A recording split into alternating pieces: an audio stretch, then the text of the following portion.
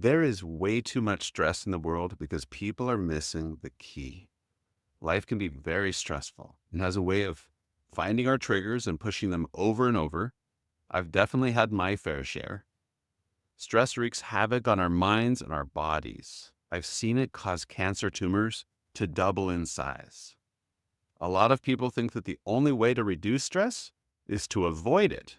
Put up walls, push people away, isolate, quit doing certain things, try to avoid hard situations.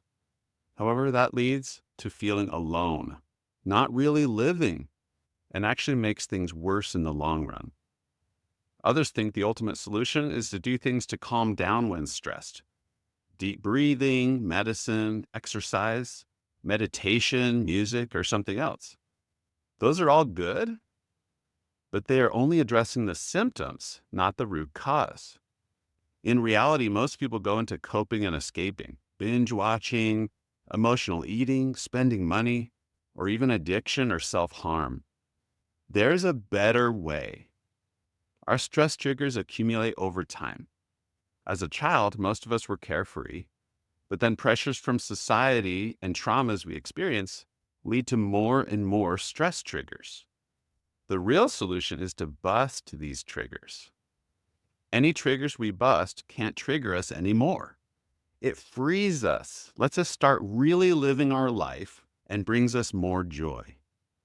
Ever since I busted about 100 stress triggers, I have had incredible peace of mind, and I'm able to handle difficult situations so much easier. For example, right now my wife is fighting cancer. So I'm not saying my life is easy or comfortable, but I feel free with peace, joy, fulfillment, and connection most of the time. Have you ever heard of busting triggers?